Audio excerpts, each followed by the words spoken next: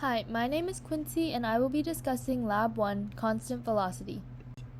In this lab, I worked with my group to record a video of a marker rolling across a whiteboard, moving at constant speed with no change in direction.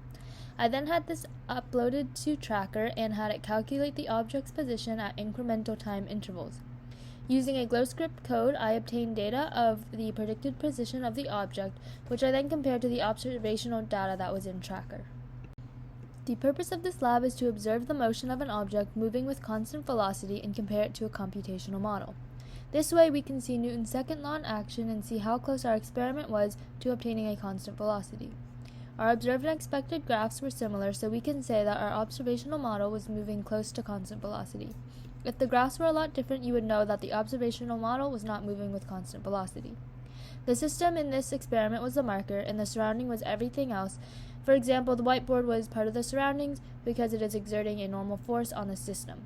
If these two forces are net equal, then there's zero net force and constant velocity.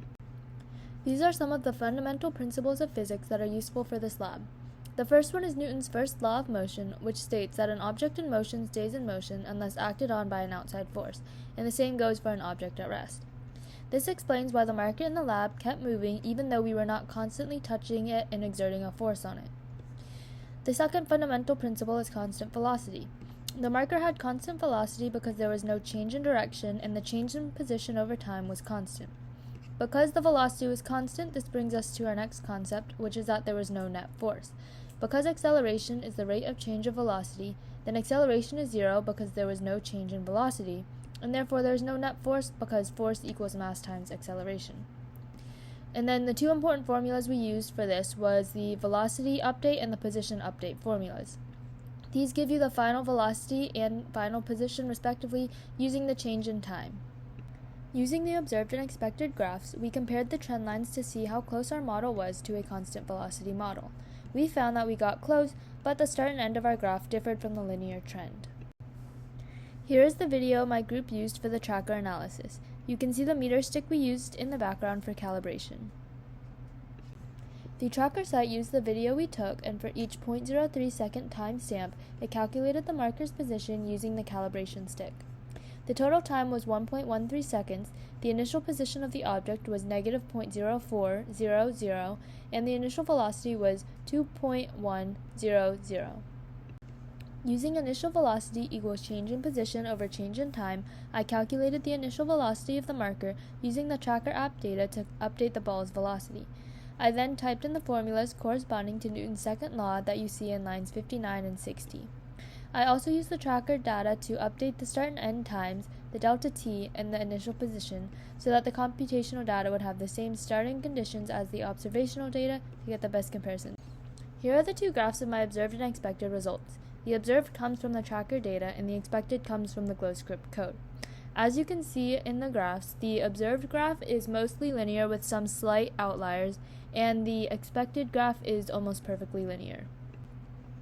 The observed and expected data have the same start and end times, the same time steps, and the same initial velocity, and the same initial position.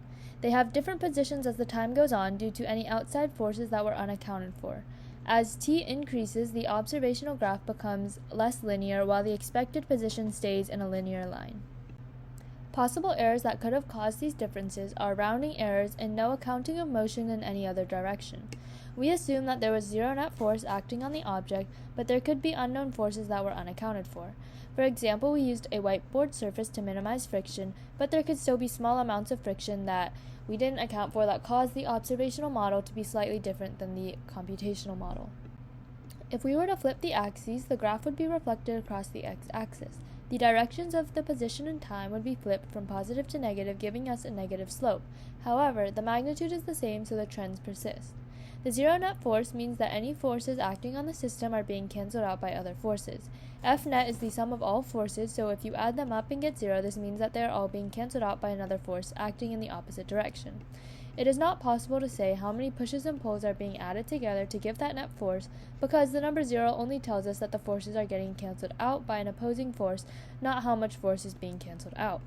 For example, we know that gravity is acting on the marker and gravity's opposing force is the normal force from the whiteboard, but we don't know the magnitude of these forces or if there are other forces acting in addition to these in the same direction. So in this lab, we learned that the constant velocity is hard to obtain.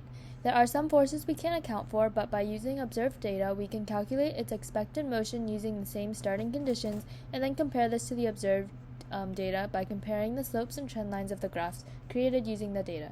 Thank you.